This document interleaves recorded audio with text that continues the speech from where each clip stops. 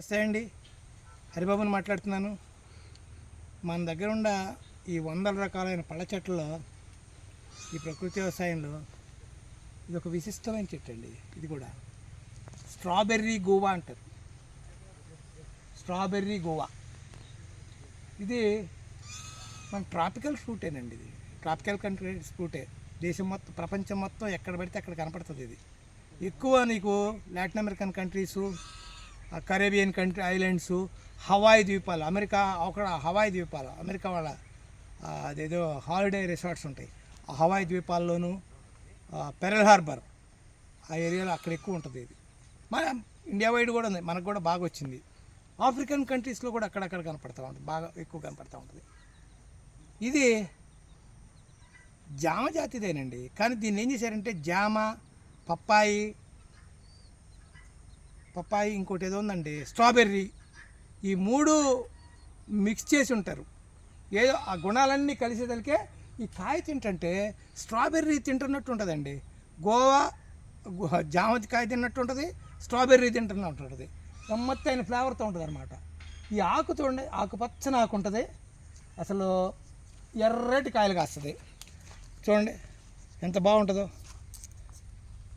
ఇది చూడండి ఎంత బాగుంటాయో కాయలు. చూడండి ఎంత బాగున్నాయో. కాయలు కోసేశారండి, మొన్న 3 రోజుల నాడే కోసారు. ఇవన్నీ పచ్చిపోయి ఇవన్నీ పింద మీద ఉంది. చూడండి ఇక్కడ, ఇది పింద. ఓకే, ఇది దరిదాపు 4 మీటర్లు అండి. దరిదాపు ఇది మన దగ్గర ఎంత ఉందంటే 12 అడుగుల దాకా పెరిగింది. ఇది 11-12 అడుగులు పెరిగింది. దరిదాపు 15 అడుగుల దాకా కూడా పెరిగిద్దండి. బుషీ టైప్ ట్రీ అనమాట. మాన్లేం కాదు, బుషీ టైప్ ట్రీయే, చిన్న మినీ ట్రీ అనమాట. పెద్ద పెద్ద చెట్లు కావు, మాన్లు కావు.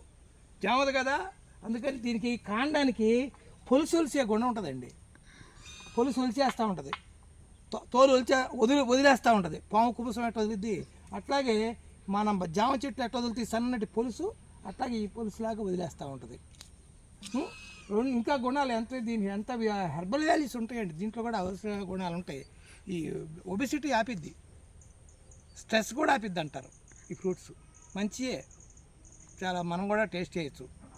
ఓకే, ఎంతసేపు ఉన్న మామిడి సపోర్ట్ వాటిలో కన్నా కూడా వీటిలో కొద్దిగా డైవర్ట్ కావాలి మనం. మంచి ఫ్రూటు. ఇంకా దీంట్లో ఉన్న విశేషాలు ఏంటంటేనండి, ఇది 4 మీటర్లు 5 మీటర్ల పైన పెరిగిద్ది అన్నాను కదా. మనం ఎకరాలు వేసుకోకపోయినా కొన్ని పళ్ళ చెట్లు వేసుకుంటే తింటారండి, తీసుకుంటారు. మనం అలవాటు చేయాలి. మార్కెట్ రైతు సోదరులని నేను చెప్తాను. అదే నేను ఎప్పుడు 10 ఏళ్ళు అయింది పెట్టి, 11 ఏళ్ళు అయింది. ఒక 2 సంవత్సరం 3 సంవత్సరం కాపు వచ్చేసింది. అంటే 8 ఏళ్ళ నుంచి కాపానే ఉంది చెట్టు. కాబట్టి మనందరం కూడా పెట్టుకోవాలండి రకరకాల చెట్లు. ఇవన్నీ పెట్టుకుంటే ఏంటంటే యాంటీ ఆక్సిడెంట్ ఫ్రూట్ కదా, సి విటమిన్ ఎక్కువ ఉంటుంది. యాంటీ ఆక్సిడెంట్ కాబట్టి మనకి బాగా రోగనిరోధక శక్తి పెంచిద్ది. మనకి తినాలి, ఇట్లాంటి ఫ్రూట్లన్నీ తినాలి రకరకాల. అంత చెట్టు కూడా ఒక ఆర్నమెంటల్ ప్లాంట్గా ఉంటుందండి. చూడండి ఎంత ఉంటుందో. ఈ రంగులు, ఇక్కడ ఆకుపచ్చ రంగు, ఇటేమన్నా ఎర్రటి కాయలు, మళ్ళీ ఇక్కడ చూడండి పిందలు అనుకోండి. ఇంకా పైన చూడండి, అటుపక్క చూడండి ఇదిగో ఎంత అందంగా ఉందో చూసారా కాయ. అట్లా ఇంకా మీకు ఇక్కడ ఇగో ఎక్కడన్నా మిగిలినాయండి. ఎందుకంటే ఇవన్నీ కోసేశారు మా వాళ్ళు, మొన్నే కోసేశారు. దీని సైంటిఫిక్ నేమ్ ఏంటంటే సీడియం క్యాటిలేరేనియం అంటారనమాట దీని సైంటిఫిక్ నేమ్. మంచి డెలిషియస్ ఫ్రూట్ అంటండి ఇది. దీంట్లో షుగర్ కంటెంట్ 13.3% ఉంటుందంటండి. మన రేగు పండు సైజు కంటే చూడండి చిన్న నిమ్మ పండు సైజులో ఉంది కాయ. చూడండి అంత చిన్న నిమ్మ పండు సైజులో ఉందండి. ట్రాపికల్ ఫ్రూట్ అని చెప్పాను కదా, అసలు మంచి ఆర్నమెంటల్ ప్లాంట్గా కూడా పనికొచ్చింది. ఎందుకంటే చూడండి ఆ గ్రీన్ కలర్ మీద రెడ్డిష్ కాయలు ఉండే తెలకి భలే అందంగా ఉంటాయండి, చాలా బాగుంటాయి. ఓకే, ఇది సీడ్ ద్వారా ప్రాపగేషన్ అండి. ఇత్తనం ఉంది కదా, ఇట్లండి ఇత్తనం ద్వారానే దీన్ని ప్రాపగేషన్ అనమాట. అంటే చెట్లు పెంచుకుంటూ వెళ్తాం అనమాట. ఈ డ్వార్ఫ్ ప్లాంట్ అండి, ఇది చెప్పే కదా పెరీనియల్ ప్లాంట్ అండి. ఇది బహువార్షిక పంట. 1 సంవత్సరం కాదు, రకరకాల ఎన్ని సంవత్సరాల్లో కాస్తుంది. ఇది బహువార్షిక పంట అంటారు. పెరిలినియం అంటే జ్యూసీ ఫ్రూట్గా పనికి వస్తుంది, టేబుల్ ఫ్రూట్గా పనికి వస్తుంది. ఈ జాయింట్ పెయిన్స్ కూడా తగ్గిస్తే పనికి వస్తుంది అంటండి. జాయింట్ పెయిన్ వెయిట్ లాస్గా కూడా పనికి వచ్చిందంట. కాబట్టి లైట్ పింక్ షేడ్ పల్ప్ ఉంటుంది దీంట్లో. బోన్స్ ప్లాంట్ లాగా కూడా ఉపయోగిస్తారు, పెంచవచ్చు. మన బోన్సాయి ప్లాంట్ లాగా అయితే భలే అందంగా ఉంటాయండి. చిన్న చిన్న తొట్టులో పెంచుతారు జపాన్ వాళ్ళు, ఆ విధంగా పెంచితే భలే అందంగా ఉంటుందండి. వెనకొస్తే భలే కనపడుద్దండి చూడండి. కాబట్టి ఈ విధంగా మన స్ట్రాబెర్రీ గోవా మన దాంట్లో మంచి మొక్క, మనకున్న మంచి మొక్కల్లో ఇదొక మొక్క. కానీ ఆకు మాత్రం జావ ఆకులాగా ఉండదండి చూడండి. ఇదొక రకమైన మంచిగా మన సంపంగి చెట్టు ఆకులాగా ఉంటుంది చూడండి, ఎంత అందంగా ఉంది. ఆర్నమెంటల్ ప్లాంట్గా కూడా ఉంటుంది. ఎందుకంటే ఈ గ్రీనిష్ ఆకు, రెడ్డిష్ కాయలు చూడండి. ఇట్లా మొన్నే కోసామండి. కోసిన తర్వాత చూడండి పిట్టలకు మాత్రం భలే ఆహారం అండి. అందుకనే రకరకాలైన పిట్టలు చేరతాయి మన దగ్గర. బయోడైవర్సిటీ అంటాను చూసారో, ఇది తినడానికి ఎక్కడెక్కడి నుంచో మనం అన్నీ మందులు కొట్టి సాగొట్టేసాం కదా, మన దగ్గర ఏమి కొట్టం కాబట్టి రకరకాలైన పిట్టలు, అద్భుతమైన పిట్టలు వచ్చి మన దగ్గరకు వచ్చి వీటన్నిటిని ఎంజాయ్ చేస్తాయండి. తింటే ఇది చూడండి, ఇదిగో సగం తిందో చూడండి. నేను కూడా చాలా ఆనందపడతా. పిట్టలు తిని వెళ్తే చూడండి ఎంత ఆనందంగా తినేసి వెళ్ళింది. ఇంకా చూడండి ఎంత పెంద వచ్చింది ఏడ. ఒకే గుత్తులు బంచులు వస్తుంది. దీనికి ఒక బంచ్ వచ్చింది, ఇక్కడ ఒక బంచ్ వచ్చింది. ఇది ఎప్పుడు వస్తుంది అంటేనండి ఏప్రిల్ మేలో ఫ్లవరింగ్ వచ్చిందండి. సెప్టెంబర్ అక్టోబర్ కల్లా కాయలు వస్తాయి. నవంబర్కి దరిదాపు ఇది వస్తుంది కాపు.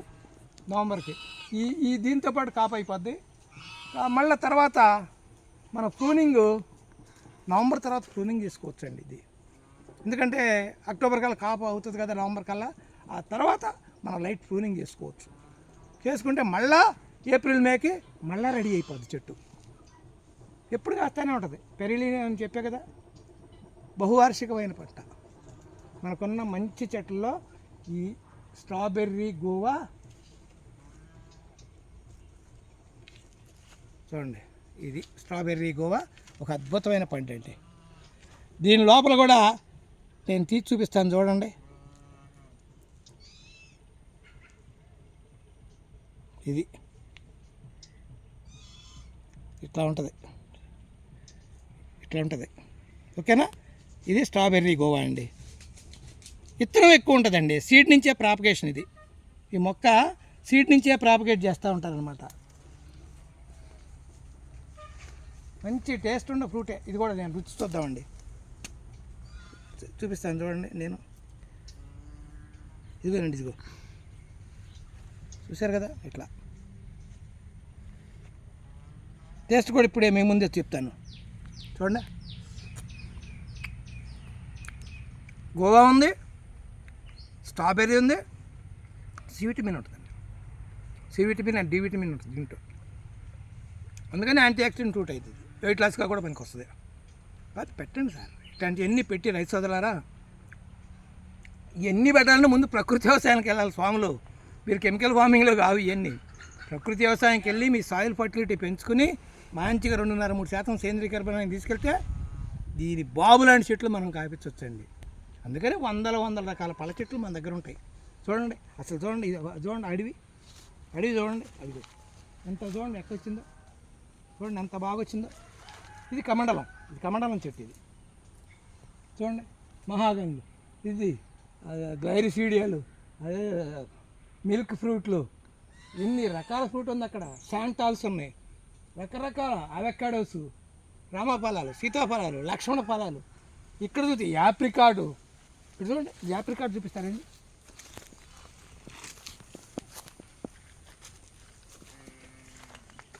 చూడండి యాప్రికాట్ ఎంత ఫ్లవరింగ్ వచ్చింది చూసారా. టైట్లో పెట్టండి, ఎంత ఫ్లవరింగ్ వచ్చిందో.